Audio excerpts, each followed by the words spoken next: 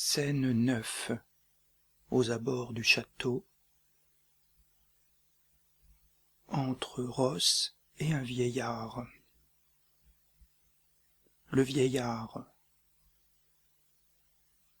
J'ai la mémoire nette de 70 années. Dans l'espace de ce temps j'ai vu des heures terribles et des choses étranges. Mais cette nuit sinistre rend puéril tout ce que j'ai vu. Ross.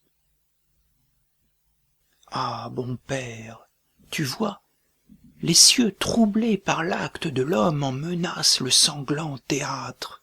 D'après l'horloge, il est jour, et pourtant une nuit noire étouffe le flambeau voyageur. Est-ce le triomphe de la nuit ou la honte du jour qui fait que les ténèbres ensevelissent la terre, quand la lumière vivante devrait la baiser au front? Le vieillard. Cela est contre nature, comme l'action qui a été commise. Mardi dernier, un faucon, planant dans toute la fierté de son essor, a été saisi au vol et tué par un hibou chasseur de souris. Ross. Et, chose étrange et certaine, les chevaux de Duncan, si beaux, si agiles, ces mignons de leur race, sont redevenus sauvages, ont brisé leur stalles et se sont échappés, résistant à toute obéissance comme s'ils allaient faire la guerre à l'homme. Le vieillard. On dit qu'ils se sont mangés. Ross. Oui, au grand étonnement de mes yeux, je l'ai vu. Voici le bon Macduff. Entre Macduff. Comment va le monde à présent, monsieur? Macduff. Quoi, ne le voyez-vous pas? Ross. Sait-on qui a commis cette action plus que sanglante? Macduff. Ceux que Macbeth a tués. Ross. Hélas, à quel avantage pouvaient-ils prétendre? Macduff. Ils ont été subornés. Malcolm et Donald Ben, les deux fils du roi, se sont dérobés et enfuis, ce qui jette sur eux les soupçons. Ross. Encore une chose contre nature. Ô ambition désordonnée, qui dévore ainsi la suprême ressource de ta propre existence, alors il est probable que la souveraineté va échoir à Macbeth. Macduff. Il est déjà proclamé et parti pour Scone, où il doit être couronné. Ross. Où est le corps de Duncan? Macduff. Il a été transporté à Colmeskill, au sanctuaire où sont gardés les os de ses prédécesseurs. Ross. Allez-vous à Scone? Macduff. Non, cousin, je vais à Fife. Ross. C'est bien, j'irai à Scone. Macduff.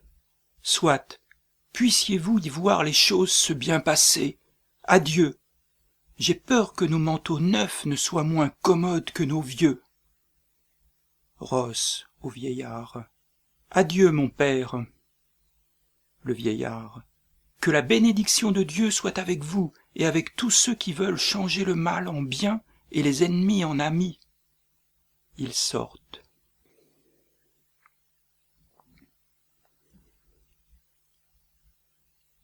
Scène 10. Forès, une salle dans le palais, entre Banquo. Banquo. Roi, Cawdor, Glamis, tu possèdes maintenant tout ce que t'avaient promis les femmes fatidiques, et j'ai peur que tu n'aies joué dans ce but un jeu bien sinistre. Cependant elles ont dit que ta postérité n'hériterait pas de tout cela, et que moi, je serais la racine et le père d'une foule de rois. Si la vérité est sortie de leur bouche, ainsi que leurs prophéties sur toi, Macbeth, en sont la preuve éclatante, pourquoi, véridique à ton égard, ne pourraient-elles pas aussi bien être des oracles pour moi et autoriser mon espoir? Mais chut, taisons-nous. Fanfare, entre Macbeth en costume de roi, Lady Macbeth en costume de reine, Lennox, Ross, seigneurs, dames et gens de la suite. Macbeth. Voici notre principal convive. Lady Macbeth. S'il avait été oublié, c'eût été dans cette grande fête un vide qui eût tout déparé. Macbeth. Nous donnons ce soir un souper solennel, Seigneur, et j'y sollicite votre présence. Banquo. Que votre Altesse me commande, mon obéissance est pour toujours attachée à elle par des liens indissolubles. Macbeth. Montez-vous à cheval cet après-midi? Banquo. Oui, mon bon seigneur. Macbeth. Sans cela, nous vous aurions demandé vos avis, qui ont toujours été graves et heureux, en tenant conseil aujourd'hui. Mais nous les prendrons demain. Irez-vous loin? Banquo. Assez loin, mon seigneur, pour remplir le temps d'ici au souper.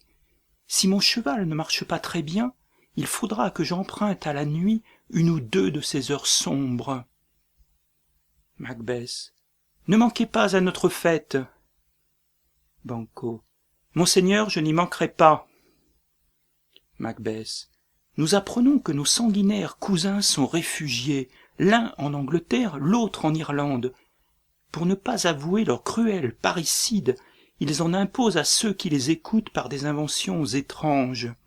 Mais nous en parlerons demain, ainsi que des affaires d'État qui réclament également notre réunion. Vite, à cheval, vous, et adieu jusqu'à votre retour ce soir. Fléance va-t-il avec vous? Banquo. Oui, mon bon seigneur, le temps nous presse. Macbeth. Je vous souhaite des chevaux vifs et sûrs, et je vous recommande à leur croupe. Bon voyage. Sort Banquo. Que chacun soit maître de son temps jusqu'à 7 heures du soir. Pour que la société n'en soit que mieux venue près de nous, nous resterons seuls jusqu'au souper. Jusque-là, que Dieu soit avec vous. Sortent Lady Macbeth, les seigneurs, les dames, etc. Macbeth a un serviteur. Drôle, un mot. Ces hommes attendent-ils nos ordres? Le serviteur. Ils sont là, monseigneur, à la porte du palais. Macbeth. Amène-les devant nous. Sort le serviteur. Être ceci n'est rien, il faut l'être sûrement. Nos craintes se fixent profondément sur Banquo. Dans sa royale nature règne tout ce qui est redoutable. Il est homme à oser beaucoup, et à la trempe intrépide de son âme, il joint une sagesse qui guide sa valeur à une action sûre. Il est le seul dont je redoute l'existence, et mon génie est dominé par le sien, comme, dit-on, Marc-Antoine l'était par César. Il a apostrophé les sœurs, quand elles m'ont décerné le nom de roi, et il les a sommées de lui parler. Alors, d'une voix prophétique, elles l'ont salué père d'une lignée de rois. Elles m'ont placé sur la tête une couronne infructueuse et mis au point un sceptre stérile que doit m'arracher une main étrangère, puisque nul fils ne doit me succéder. S'il en est ainsi, c'est pour les enfants de Banquo que j'ai souillé mon âme, pour eux que j'ai assassiné le gracieux Duncan, pour eux que j'ai versé le remords dans la coupe de mon repos, pour eux seuls.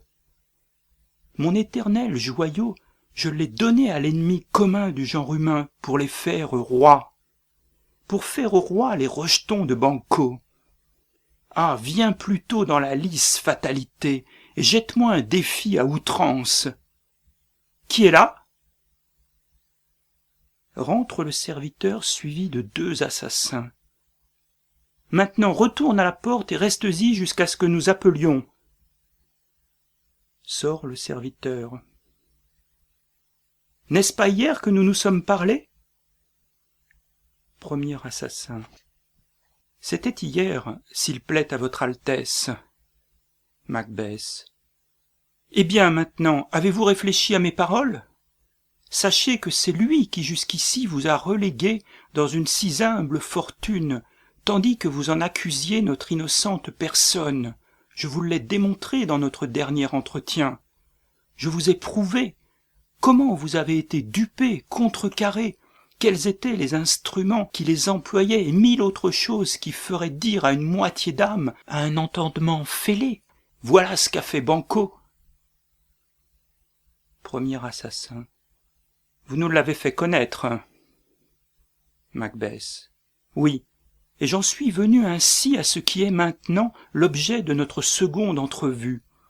Croyez-vous la patience à ce point dominante dans votre nature que vous puissiez laisser passer cela? Êtes-vous évangélique au point de prier pour ce brave homme et sa postérité, lui dont la lourde main vous a courbé vers la tombe et à jamais appauvri? Premier assassin. Nous sommes hommes, mon suzerain. Macbeth. Oui, vous passez pour homme dans le catalogue, de même que les limiers, les lévriers, les métis, les épagnols, les matins, les barbets, les caniches, les chiens-loups sont désignés tous sous le nom de chiens. Mais un classement supérieur distingue le chien agile, le lent, le subtil, le chien de garde, le chien de chasse, chacun selon les qualités que la bienfaisante nature lui a départies et qui lui font donner un titre particulier dans la liste où tous sont communément inscrits. Il en est de même des hommes. Eh bien, si vous avez une place à part dans le classement, en dehors des rangs infimes de l'humanité, dites-le. Et alors je confierai à vos consciences un projet dont l'exécution fera disparaître votre ennemi, et vous attachera notre cœur et notre affection, sa vie nous faisant à nous-mêmes une santé languissante que rétablirait sa mort. Deuxième assassin. Je suis un homme, mon suzerain, que les coups avilissants et les rebuffades du monde ont tellement exaspéré que je ferais n'importe quoi pour braver le monde. Premier assassin. Et moi, un homme tellement accablé de désastres, tellement surmené par la fortune, que je jouerais ma vie sur un hasard pour l'améliorer ou la perdre. Macbeth. Vous savez tous deux que Banquo était votre ennemi. Deuxième assassin. C'est vrai, monseigneur. Macbeth. Il est aussi le mien, et avec une si sanglante hostilité que chaque minute de son existence est un coup qui menace ma vie. Je pourrais le balayer de ma vue de vive force et mettre la chose sur le compte de ma volonté. Mais je ne dois pas le faire, par égard pour plusieurs de mes amis qui sont aussi les siens, et dont je puis garder l'affection pour peu que je pleure la chute de celui que j'aurais moi-même renversé. Voilà pourquoi je réclame affectueusement votre assistance, voulant masquer l'affaire au regard de tous pour maintes raisons puissantes. Deuxième assassin. Nous exécuterons, monseigneur, ce que vous nous commanderez. Premier assassin. Dûs nos vies. Macbeth. Votre ardeur rayonne en vous. Dans une heure au plus, je vous désignerai le lieu où vous vous posterez. Je vous ferai connaître le meilleur moment pour l'embuscade, l'instant suprême. Il faut que ce soit fait ce soir, à une certaine distance du palais, avec cette idée constante que j'ai besoin de rester pur. Et, pour qu'il n'y ait ni accroc ni pièce à l'ouvrage, Fléance, son fils qui l'accompagne, et dont l'absence m'est aussi essentielle que celle du père, devra embrasser comme lui la destinée de cette heure sombre. Consultez ensemble vos résolutions, je reviens à vous dans un instant. Deuxième assassin. Nous sommes résolus, monseigneur. Macbeth. Je vous rejoins immédiatement, restez dans le palais, l'affaire est conclue. Banquo, si ton âme envolée doit trouver le ciel, elle le trouvera ce soir. Ils sortent.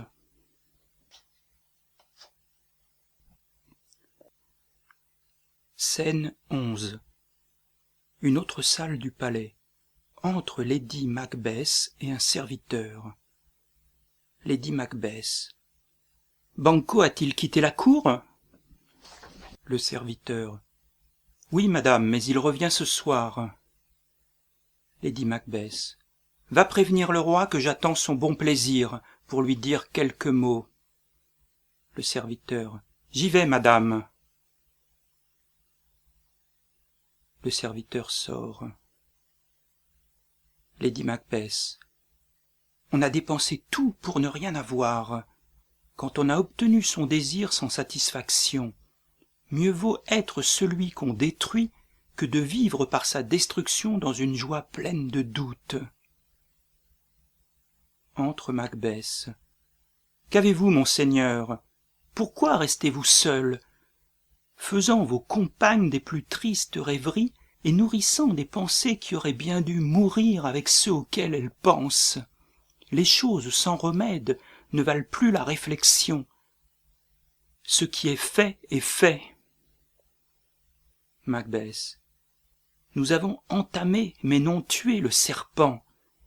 Il rejoindra ses tronçons et redeviendra lui-même, et notre haine misérable sera comme auparavant exposée à ses morsures.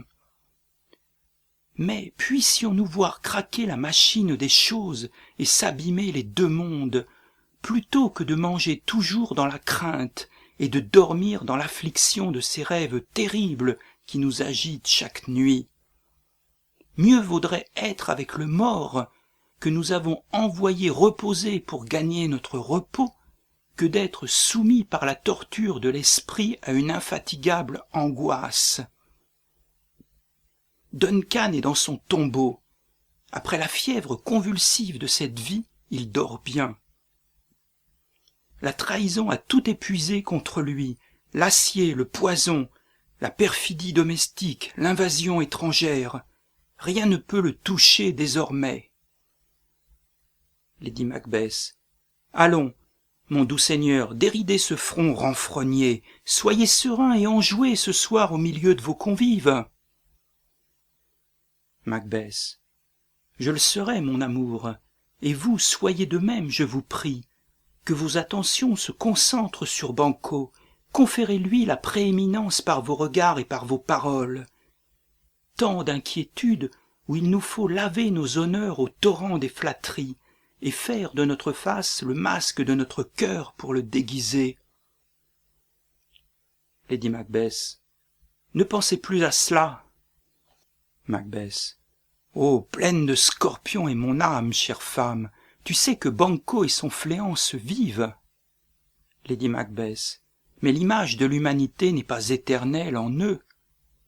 Macbeth. Oui, il y a là une consolation, ils sont attaquables. Sois donc joyeuse. Avant que la chauve-souris ait fait à tire-d'aile son tour de cloître, avant qu'à l'appel de la noire hécate, l'escarbot aux ailes décaillées et de ses bourdonnements sourds sonner le carillon somnolent du soir, il sera fait une action d'un formidable éclat. Lady Macbeth. Quelle action? Macbeth. Ah, chère poule, sois innocente de la confidence jusqu'à ce que tu applaudisses à l'exécution. Viens, noir fauconnier de la nuit, bande les yeux sensibles du jour compatissant, et de ta main sanglante et invisible, arrache et mets en pièces le fil de cette grande existence qui me fait pâlir. La lumière s'obscurcit, et le corbeau vole vers son bois favori. Les bonnes créatures du jour commencent à s'assoupir et à dormir, tandis que les noirs agents de la nuit se dressent vers leur proie. Tu t'étonnes de mes paroles, mais sois tranquille, les choses que le mal a commencées se consolident par le mal. Sur ce, viens avec moi, je t'en prie. Ils sortent. Scène 12. Une avenue conduisant à la porte d'entrée du palais. Entre trois assassins. Premier assassin. Mais qui t'a dit de te joindre à nous? Troisième assassin. Macbeth. Deuxième assassin. Nous n'avons pas à nous méfier de lui, puisqu'il nous indique notre tâche et tout ce que nous avons à faire avec une précision parfaite. Premier assassin. Reste donc avec nous. Le couchant est encore rayé de quelques lueurs du jour. C'est l'heure où le voyageur attardé presse les éperons pour gagner à temps l'auberge. Et voici qu'approche le personnage que nous guettons. Troisième assassin. Écoutez, j'entends les chevaux. Banquo derrière le théâtre. Éclairez-nous là, hé. Deuxième assassin. Alors c'est lui. Tous les autres invités qu'on attendait sont déjà au palais. Premier assassin. Ses chevaux s'en retournent. Troisième assassin. À près d'1 mille d'ici, mais il a l'habitude, comme tout le monde, d'aller d'ici à la porte du palais en se promenant. Entre Banquo et Fléance, précédé d'un serviteur portant une torche. Deuxième assassin. Une lumière, une lumière. Troisième assassin. C'est lui. Premier assassin. Tenons ferme. Banquo. Il y aura de la pluie ce soir. Premier assassin. Qu'elle tombe. Il attaque Banquo. Banquo. Oh, trahison. Fuis, bon Fléance, fuis, fuis, fuis. Tu peux me venger, ô misérable. Il meurt. Fléance et le serviteur s'échappent. Troisième assassin. Qui a éteint la lumière? Premier assassin. N'était-ce pas le plus sûr? Troisième assassin. Il n'y en a qu'un de tombé, le fils s'est échappé. Deuxième assassin. Nous avons manqué la plus belle moitié de notre affaire. Premier assassin. Allons toujours dire ce qu'il y a de fait. Ils sortent. Scène 13. La grande salle du palais. Un banquet est préparé. Entre Macbeth, Lady Macbeth, Ross, Lennox, des seigneurs, des gens de service. Macbeth. Vous connaissez vos rangs respectifs, prenez vos places. Pour premier mot et pour dernier, cordial bienvenue à tous. Les seigneurs. Merci à votre majesté. Macbeth. Quant à nous, nous nous mêlerons à la société, comme l'hôte le plus humble. Notre hôtesse gardera sa place d'honneur, mais en temps opportun, nous irons lui demander la bienvenue. Lady Macbeth. Exprimez pour moi, sire, à tous nos amis ce que dit mon cœur. Ils sont les bienvenus. Le premier assassin paraît à la porte de la salle. Macbeth. Vois, ils te répondent par un remerciement du cœur. Les deux côtés sont au complet. Je vais m'asseoir ici au milieu. Faisons des largesses de gaieté. Tout à l'heure nous boirons une rasade à la ronde. Tout bas à l'assassin. Il y a du sang sur ton visage. L'assassin, tout bas à Macbeth. C'est celui de Banquo alors. Macbeth. Il est mieux sur toi que dans ses veines. Est-il expédié? L'assassin. Monseigneur, il a la gorge coupée. J'ai fait cela pour lui. Macbeth. Tu es le meilleur des coupe-gorges. Il est bien bon pourtant celui qui en a fait autant pour Fléance. Si c'est toi, tu n'as pas ton pareil. L'assassin. Très royal seigneur, Fléance s'est échappée. Macbeth. Voilà mon accès qui revient. Sans cela, j'aurais été à merveille, entier comme un marbre, solide comme un roc, dégagé, libre comme l'air ambiant. Mais à présent me voilà claquemuré, encagé, confiné, enchaîné, dans des inquiétudes et des craintes insolentes. Mais Banquo est-il en sûreté? L'assassin. Oui, mon bon seigneur, en sûreté dans un fossé qu'il occupe, avec 20 balafres dans la tête, dont la moindre serait la mort d'une créature. Macbeth. Merci pour cela. Voilà le vieux serpent écrasé. Le reptile qui s'est sauvé est de nature à donner du venin un jour, mais il n'a pas de dents encore. Va-t'en. Demain, une fois rendus à nous-mêmes, nous t'écouterons.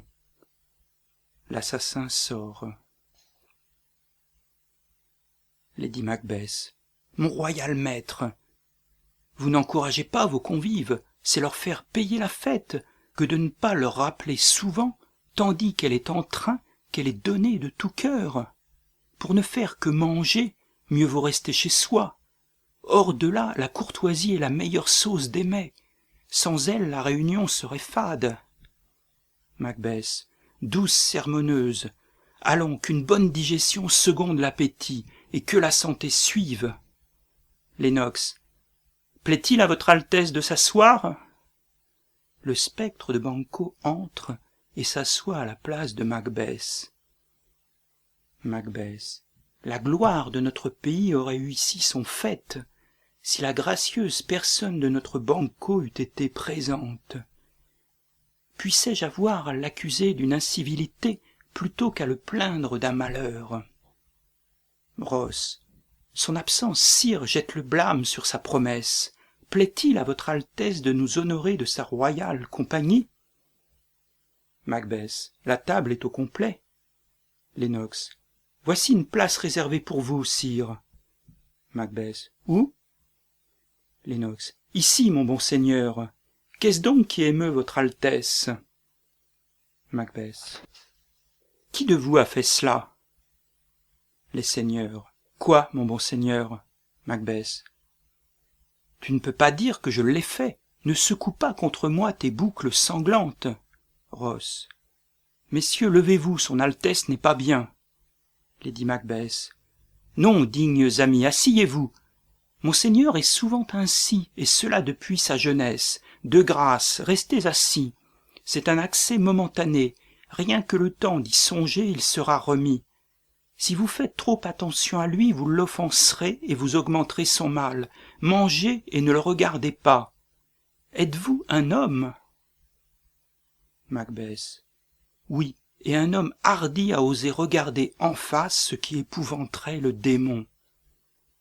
Lady Macbeth. La bonne niaiserie. C'est encore une image créée par votre frayeur, comme ce poignard aérien qui, disiez-vous, vous guidait vers Duncan. Oh, ces effarements et ces tressaillements, singerie de la terreur, conviendraient bien à un conte de bonne femme débité au coin d'un feu d'hiver sous l'autorité d'une grand-mère. C'est la honte même. Pourquoi faites-vous toutes ces mines-là? Après tout, vous ne regardez qu'un tabouret. Macbeth. Je t'en prie, vois, examine, regarde. Là. Eh bien, que dis-tu? Bah, qu'est-ce que cela me fait? Puisque tu peux secouer la tête, parle. Ah, si les cimetières et les tombeaux doivent nous renvoyer, ainsi ceux que nous enterrons pour monuments, nous leur donnerons la panse des 1000 ans. Le spectre disparaît. Lady Macbeth. Quoi, la folie n'a rien laissé de l'homme? Macbeth. Aussi vrai que je suis ici, je l'ai vu. Lady Macbeth. Fi, quelle honte! Macbeth. Ce n'est pas d'aujourd'hui que le sang a été versé.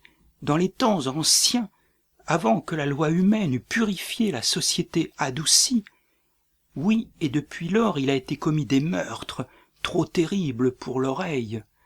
Il fut un temps où quand la cervelle avait jailli, l'homme mourait et tout était fini. Mais aujourd'hui on ressuscite, avec 20 blessures mortelles dans le crâne, et on nous chasse de nos sièges. Voilà qui est plus étrange que le meurtre lui-même. Lady Macbeth. Mon digne seigneur, vos nobles amis ont besoin de vous. Macbeth. J'oubliais. Ne vous étonnez pas, mes très dignes amis. J'ai une étrange infirmité qui n'est rien pour ceux qui me connaissent. Allons, amitié et santé à tous. Maintenant je vais m'asseoir. Donnez-moi du vin, remplissez jusqu'au bord. Le spectre entre.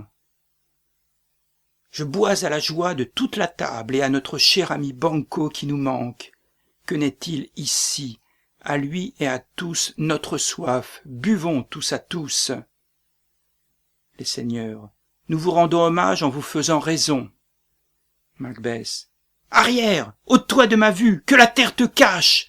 Tes os sont sans moelle, ton sang est glacé, tu n'as pas de regard dans ces yeux qui éblouissent. Lady Macbeth. Ne voyez là, noble père, qu'un fait habituel. Ce n'est pas autre chose, seulement cela gâte le plaisir du moment. Macbeth. Tout ce qu'ose un homme, je l'ose. Approche sous la figure de l'ours velu de Russie, du rhinocéros armé ou du tigre d'Hyrcanie. Prends toute autre forme que celle-ci, et mes nerfs impassibles ne trembleront pas. Ou bien redeviens vivant et provoque-moi au désert avec ton épée. Si alors je m'enferme en tremblant, déclare-moi le marmot d'une fille, hors d'ici, ombre terrible. Le spectre disparaît. Moqueuse illusion, hors d'ici. Oui, c'est cela. Dès qu'il s'en va, je redeviens homme. De grâce, restez assis. Lady Macbeth, vous avez fait fuir la gaieté et rompu notre bonne réunion par ce désordre surprenant. Macbeth, de telles choses peuvent-elles arriver et fondre sur nous comme un nuage d'été, sans nous causer un étonnement particulier? Vous me faites méconnaître mon propre caractère, quand je songe que devant de pareils spectacles, vous pouvez conserver le rubis naturel de vos joues, alors que les miennes sont blanches de frayeur. Ross, quel spectacle, monseigneur? Lady Macbeth, je vous en prie, ne lui parlez pas, il va de pire en pire. Toute question l'exaspère. Bonsoir en même temps à tous. N'attendez pas votre tour de partir, mais partez tous à la fois. Lennox, bonsoir, et puisse une meilleure santé être accordée à sa majesté. Lady Macbeth, affectueux bonsoir à tous. Sortent les seigneurs et les gens de la suite. Macbeth, il y aura du sang versé, on dit que le sang veut du sang. On a vu les pierres remuer et les arbres parler. Des augures, des révélations intelligibles ont, par la voix des pies, des corbeaux et des corneilles, dénoncé l'homme de sang le mieux caché. Où en est la nuit? Lady Macbeth, à l'heure encore indécise de sa lutte avec le matin. Macbeth, que dis-tu de Macduff qui refuse de se rendre en personne à notre solennelle invitation? Lady Macbeth, lui avez-vous envoyé quelqu'un, sire? Macbeth, non, j'en suis prévenu indirectement, mais j'enverrai. Il n'y a pas un d'eux chez qui je ne tienne un homme à mes gages. J'irai demain de bonne heure trouver les sœurs fatidiques. Il faut qu'elles parlent encore, car je suis maintenant décidé à savoir le pire, fût-ce par les pires moyens. Devant mes intérêts, tout doit céder. J'ai marché si loin dans le sang que si je ne traverse pas le gué, j'aurai autant de peine à retourner qu'à avancer. J'ai dans la tête d'étranges choses qui réclament ma main et veulent être exécutées avant d'être méditées. Lady Macbeth, vous avez besoin du cordial de toute créature, le sommeil. Macbeth, viens, nous allons dormir. Mon étrange oubli de moi-même est une timidité novice qui veut être aguerrie par l'épreuve. Nous sommes encore jeunes dans l'action. Ils sortent.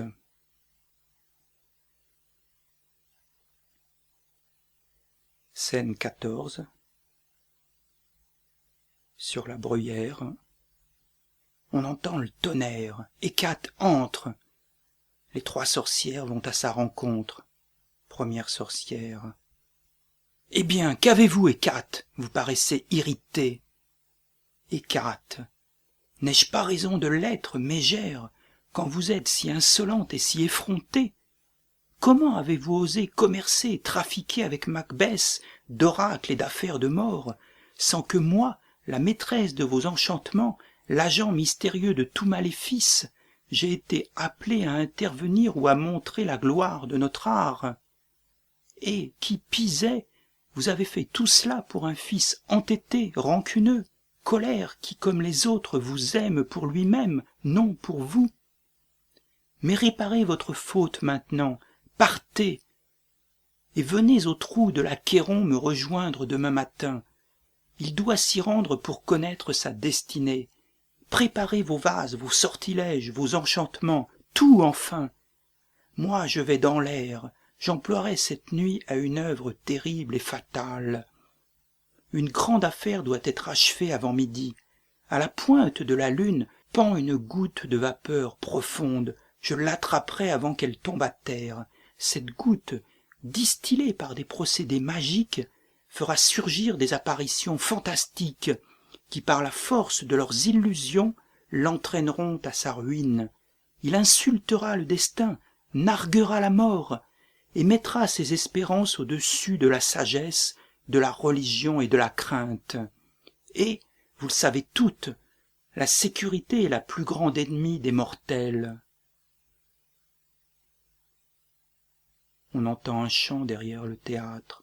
« Venez, venez !» Hécate.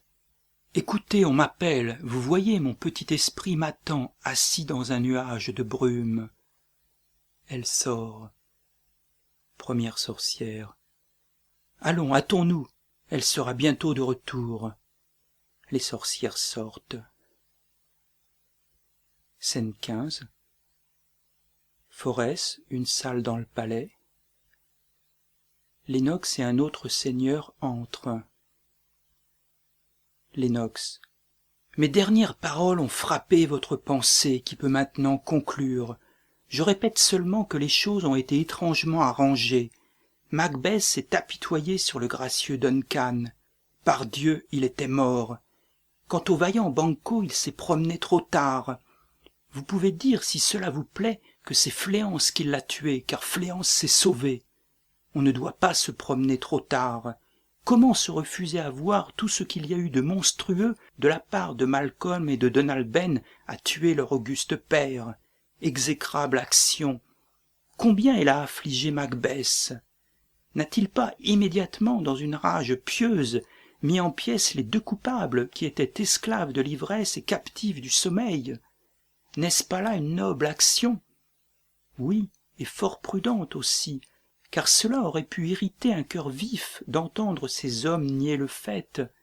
Bref, je dis qu'il a bien arrangé les choses, et je pense que s'il tenait sous clé les fils de Duncan, ce qui n'arrivera pas s'il plaît à Dieu, il verrait ce que c'est que de tuer un père, et Fléance aussi.